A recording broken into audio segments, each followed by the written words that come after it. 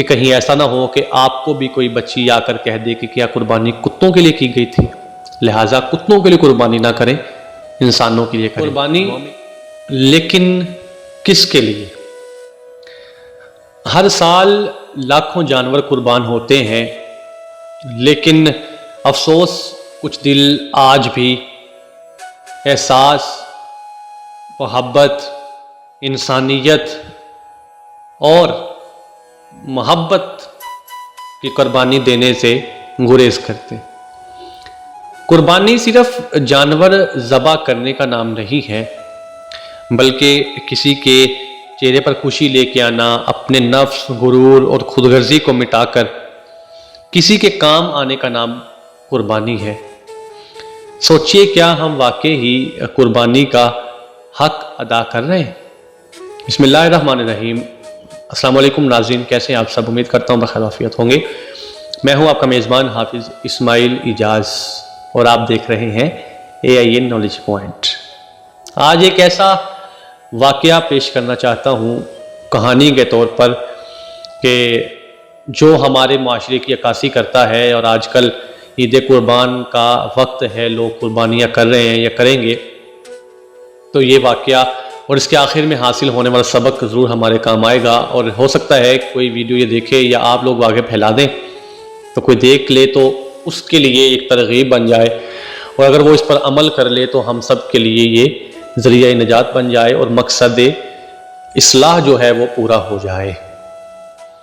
ایک باپ ہے اور ایک بیٹی ہے، اس کا مکالمہ ہے، وہ آپ تک پیش کرنا ہے، اور آخر میں ایک درد دل ہے، ایک دعوت محبت ہے، وہ آپ تک پہنچانی ہے۔ آج کی ویڈیو تمام ہو جائے گی۔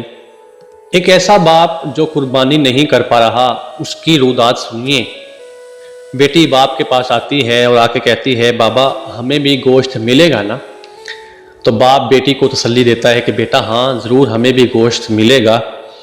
تو بیٹی گزشتہ سال یاد کرواتے ہوئے کہتی ہے، بابا پچھلے سال بھی تو ہمیں کسی نے گوشت نہیں بھیجا تھا نا، تو آج تو ایک سال گزر گیا ہے، ہم نے گوشت نہیں کھایا۔ تو باپ اپنی بیٹی کو تسلی دیتا ہے، سمجھاتا ہے کہ بیٹا دیکھو اللہ نے ہمیں بھوکا تو نہیں رکھا نا، تو ہمیں ہر حال میں اللہ کا شکر ادا کرنا چاہیے۔ بیٹی اگلی بات کرتی ہے، وہ کہتی ہے، بابا دیکھیے ساتھ والے انکل نے بھی جانور لے لیا ہے، اور سامنے والے جو چچا ہیں انہوں نے بھی بکرا لے لیا ہے۔ اب وہ باپ کہتا ہے کہ میں دل میں سوچ رہا تھا کہ یہ جو قربانی ہوتی ہے یہ ہم غریبوں کے لیے ہی تو ہوتی ہے، امیر لوگ تو سارا سال ہی گوشت کھاتے رہتے ہیں۔ کہتے ہیں یہی سوچتے سوچتے میں عید کی نماز ادا کرنے کے لیے گھر سے نکلا، اور جیسے ہی میں عیدگاہ پہنچا تو میں نے دیکھا کہ جو وہاں پہ عالم دین تھے وہ بھی یہی چیز بیان فرما رہے تھے کہ اپنی قربانی میں اپنے اعزاء اقربا کو نہ بھولیے، غریبوں کو نہ بھولیے اور حقداروں کو نہ بھولیے، قربانی میں ان کا بھی حق ہوتا ہے۔ کہتے نماز ادا کر کے میں گھر پہنچا تو کوئی 1 گھنٹہ گزرا ہوگا کہ بیٹی میرے پاس آتی ہے اور کہتی ہے، بابا دیکھیے 1 گھنٹہ گزر گیا ہے اور ہمیں کسی نے گوشت نہیں بھیجا۔ تو بڑی بہن اب چھوٹی بہن کو سمجھاتی ہے، چپ کر جاؤ، بابا کو پریشان مت کرو۔ وہ کہتے ہیں میں سب کچھ دیکھ رہا ہوں لیکن اس کو خاموشی سے سن رہا ہوں اور نظر انداز کر رہا ہوں۔ کہتے ہیں تھوڑی دیر گزرتی ہے تو بیوی پاس آتی ہے، کہتی ہے دیکھیے میں نے سارا مسالہ تیار کر لیا ہے، اب بس گوشت آنے کا انتظار ہے، لیکن افسوس کہ ابھی تک کہیں سے گوشت نہیں آیا۔ کہتی ہے کہیں بھول تو نہیں گئے لوگ کہ ہمیں بھی گوشت بھجوانا ہے، تو آپ ایسا کیجئے کہ کسی کے گھر سے جا کر خود مانگ رہے۔ اب یہاں جو ہے ہمیں اپنے آپ کو جھنجھوڑنا ہے۔ کہتے ہیں کہ وہ اپنی بیوی سے کہنے لگے کہ بھئی دیکھیے ایسا کیسے ہو سکتا ہے کہ میں کسی کے آگے جا کے ہاتھ پھیلاؤں، ہم نے آج تک کسی کے آگے ہاتھ نہیں پھیلایا۔ اور یاد رکھیے سفید پوش انسان کی یہی نشانی ہوتی ہے، اور ہم پر لازم ہے کہ ہم جب بھی کچھ اس طرح کی مدد کرنے کا سوچیں تو سفید پوش بندے کو خود ڈھونڈیں، کیونکہ اس کی نشانی یہ ہوتی ہے کہ وہ کسی کے آگے ہاتھ نہیں پھیلاتا۔ لیکن وہ کہتے ہیں کہ جب دوپہر گزر گئی نا تو اب میں مجبور ہو گیا بیٹی کے ہاتھوں، اور میں نے اس کو ساتھ لیا اور اپنے پچھلی گلی میں اپنے دوست ڈاکٹر صاحب کے گھر گیا، اور جا کے جب میں نے دروازہ کھٹکھٹایا، دستک دی، تو میں نے کہا بھائی میں آپ کا پڑوس ہوں تو کیا گوشت مل سکتا ہے؟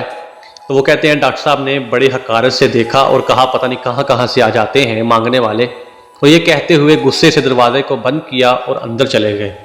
وہ کہتے ہیں وہ جب دروازہ بند ہوا تو میری روح پر ضمیر پر چوٹ لگی اور آنسو آنکھوں تک پلکوں تک آ گئے، مگر میں نے ضبط کیا اور بیٹی کو یہ چیز شو نہیں کروائی کہ میرے آنسو آئے ہیں۔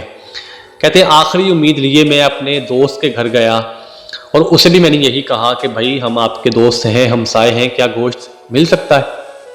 کہتے ہیں انہوں نے بھی بڑی حقارت سے دیکھا لیکن بولے کچھ نہیں، اندر گئے ہیں، ایک چھوٹا سا شاپر لائے ہیں اور وہ ہمارے ہاتھ میں تھما دیا ہے۔ کہتے ہیں میں لے کے جب گھر پہنچا تو جب شاپر کو کھولا تو کیا دیکھتے ہیں اس میں صرف ہڈیاں ہیں اور چربی ہے۔ کہتے ہیں جب یہ ماحول دیکھا نا تو تب میرا ضبط جو ہے وہ ٹوٹ گیا، آنسو آنکھوں سے باہر آ گئے۔ جب یہ ماحول دیکھا تو بیوی بھی پاس آئی اور وہ کہنے لگی آپ پریشان نہ ہوں، ہم چٹنی سے روٹی کھا لیتے ہیں، ٹھیک ہے؟ اور بیٹی پاس آئی اور کہنے لگی بابا ہمیں گوشت نہیں چاہیے، میرے پیٹ میں درد ہو رہا ہے۔